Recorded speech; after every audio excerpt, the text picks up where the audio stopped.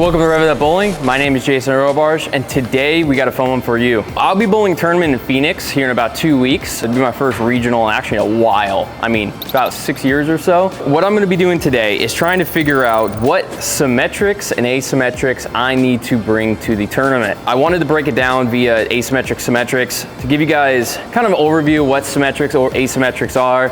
There's tons of information out there, so I'm not gonna dive in depth on asymmetrics and symmetrics, but I did wanna illustrate how I will be selecting the ball for this tournament. So a little bit about the tournament. It's a regional, relatively hard condition, Salvarino, I believe it is, 41 foot, like 3-1. They're gonna be decently high scoring. Hey, if anybody knows though, from Chandler, Arizona, let me know how the Bolero is. I know most Boleros have a lot of friction, so that's gonna be the assumption I'm gonna run off of. A little bit about symmetrics and asymmetrics. An asymmetric has 3 axes to it, X, Y, and Z. It means that there's a mass bias, also known PSA, intermediate differential, as far as numbers go, of the bowling balls. Asymmetrics like to hook stop, usually control the pocket better. The cores are not symmetric.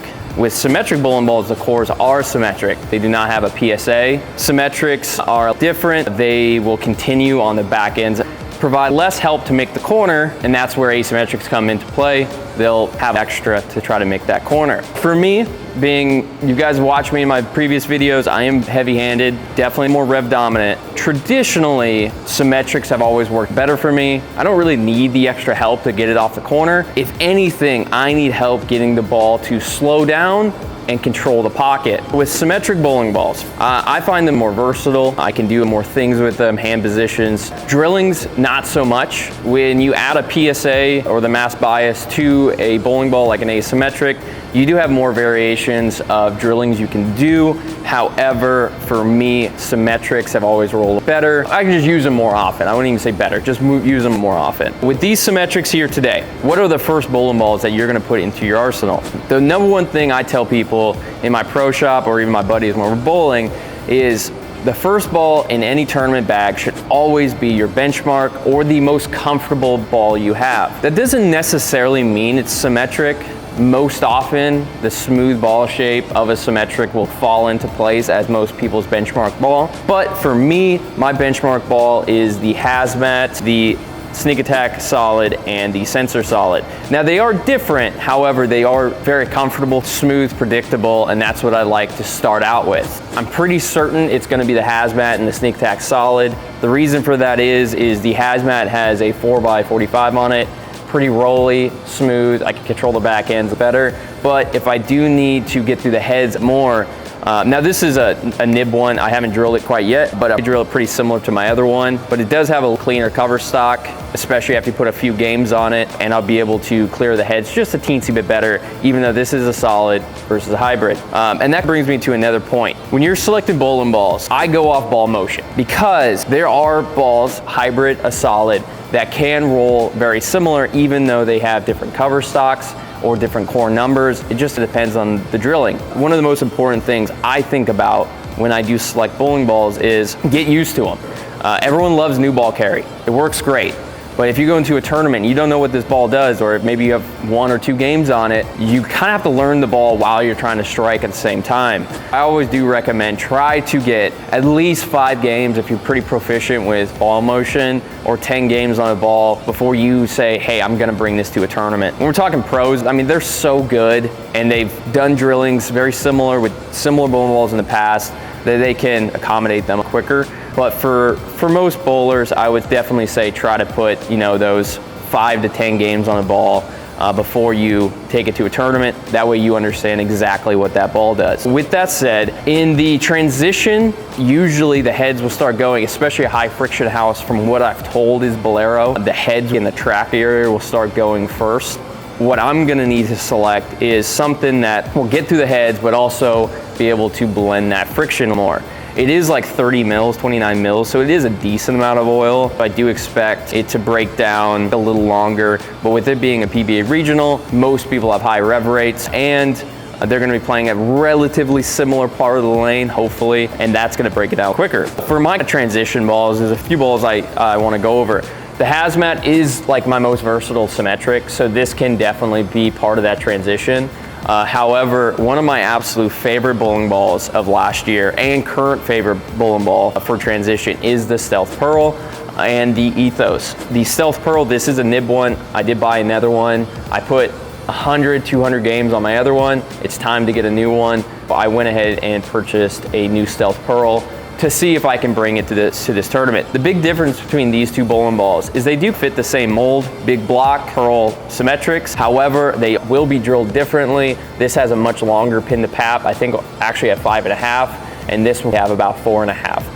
With a longer pin to pap, this one is longer and more violent upon reaction, which could be good for this longer pattern, but it's one of those balls that I know I'm very comfortable with the Stealth, and these are relatively similar. I'll take the Stealth, but to just give you guys an idea, this is starting to get into that more skid snap. We're trying to find a smooth ball reaction. It doesn't matter where you go on the lane or what ball you select, you should be trying to create a very similar motion. Smooth is always good, of course, and I feel like this one's gonna be a little too sharp, but over the next week or two, I will be bowling on the pattern that we'll be bowling on in Phoenix, and I'm gonna throw them, but I think I'll go with the Stealth. In this tournament, it's 6 games qualifying and then match play. I don't know how much it's gonna break down. However, we always do need relatively a burn ball, and that's gonna be my Deadly Rattler or my Sneak Attack. I did drill them slightly different. They're very similar balls, low diff, hybrid Pearl, very clean hybrid, and I need something that I can get deep with that won't cover as many boards but will still give me a smooth ball reaction. This Sneak Attack hybrid has been money for me. I think this is my 3rd one. I won quite a few tournaments last year throwing this deep. It is so comfortable in my hand. It's gonna be pretty hard for me to take this one over the Sneak Attack. I don't know if I do need a ball like this on this pattern because I don't know how much it's gonna break down in those games. Especially being heavy-handed, I'm gonna lean towards the weaker side of bowling balls. I can make that up with the surface and then of course my hand. Let's move over to the Asymmetrics real quick and we'll talk about those and then we'll hop onto the lane. All right, here is the Asyms I currently have in my arsenal. I don't have many currently. I did just get rid of quite a few that I wasn't throwing, but these are the Asyms that I throw most often and do bring to tournament. Again, with Asymmetric, bring what's comfortable for sure to start out. I always do select something that's heavy rolling, control the pocket, smooth, predictable, and for me, that is the hitter. This ball has done wonderful for me. I end up shooting, I'm like plus 500 for 10 using that ball at one of the tournaments earlier in the year. It was smooth, predictable, and it hit like a tank. My absolute favorite Asym I've thrown in the last 2 years has got to be the Black Widow 2.0. When I think of this ball, I think of versatility. I feel like I can play straighter angles or be able to get deep with it. At Nationals, I was playing like 4th arrow at last game of team with this, shot 260. It worked really, really, really well. I will be bringing this one as well, just for the versatility purpose of it. Heading down 3,000 miles away from here, I won't have the option to go to my car and pick out another ball. I'm pretty much stuck at 6 unless I drill something. One of the things about the NV Tour, I really like the ball shape. It gives me what I want. However, it's not the most versatile. I feel like there's a cap as far left as I can get, and I can't get as far right because it is a Pearl and it does react quite quickly. And it doesn't store as much energy. When we do throw this ball on Spectre, you guys are definitely gonna be able to see the difference between a Sim and an Asym with this bowling ball because you can see it help itself flip over and then it really rolls out. It rolls pretty straight through the pins. You guys saw my zigzag review. I really enjoyed this ball so far.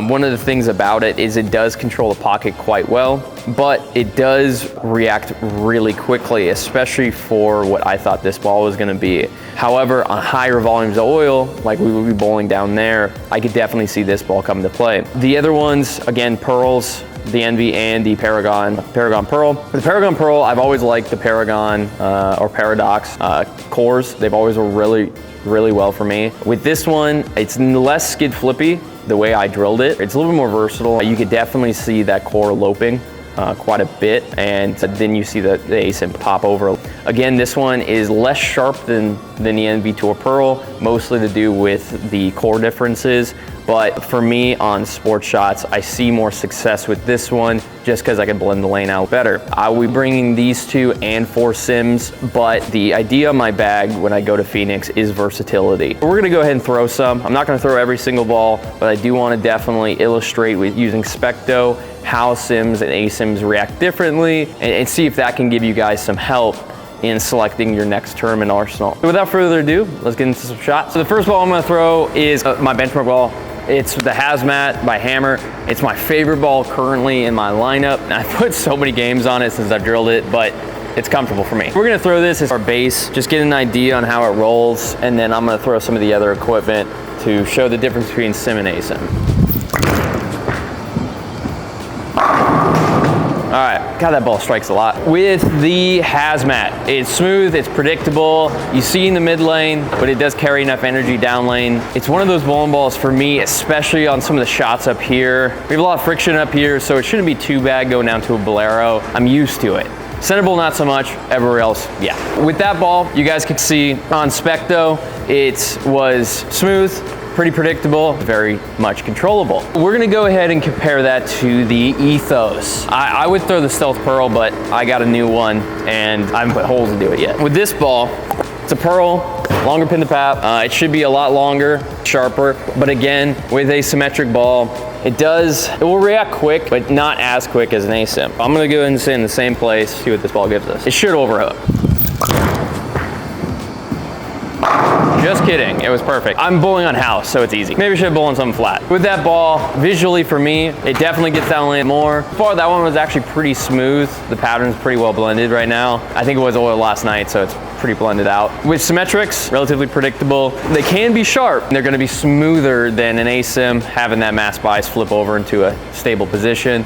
You're gonna see that a lot more. I'm gonna go ahead and throw the hitter. The hitter is a decently sized core, smaller intermediate diff in the 0.015 if I remember correctly, with the utility cover. Utility cover is it's not aggressive, it's not weak. It definitely falls right in that middle zone. With this ball, you should see quicker response, but it is still a solid, so it's gonna be much smoother than the NV Tour that I'm gonna throw next. All right, I'm gonna go ahead and throw another shot on that. What you're gonna see with that ball, it does react earlier with that solid cover stock, and it does flare a lot more. As you guys can see, it flared a ton. What that's gonna give me is a smoother ball reaction, even with an asim, and that's attributed to the big diff it has. All right, let's go ahead and throw another shot. Nice. You guys should see between the video and the Specto, that ball, about 45, 43 feet, you saw it transition pretty quick. Even though it is a solid, you can still see it transition a little quicker. With it, especially a sim versus an asim, Symmetrics like to continue. What that means is when they do hook, they're gonna keep trucking left, or for a lefty, trucking right. That's good if you need some recovery, but definitely sometimes a symmetric can just be too much. It's gonna store too much energy, and it's not gonna have that mass bias to flip to that stable position and keep it from going left more. It's gonna roll out more. And you can see that with that hitter versus the other ones, is it definitely controls the pocket better. So if you want a little bit shallower entry angle, or something that doesn't take the 8-pin out so much, or if you're leaving a lot of 9s or 4-9s, you can go do an asim and it should control the back end. You'll be really playing the mids and making sure the overall hook isn't too much at that point. I'm gonna go ahead and throw the NV to a pearl. You guys are really gonna be able to notice the asymmetry of this ball. It does have a low diff, however, that definitely just means it stores more energy and it's a poppier down lane. But when it does transition, it's burning a lot of its energy. That core is going from an unstable to a stable position relatively quickly, and you're gonna be able to see this ball roll out quite a bit. I'm gonna go ahead and move left just to overemphasize that fact. That was a good move.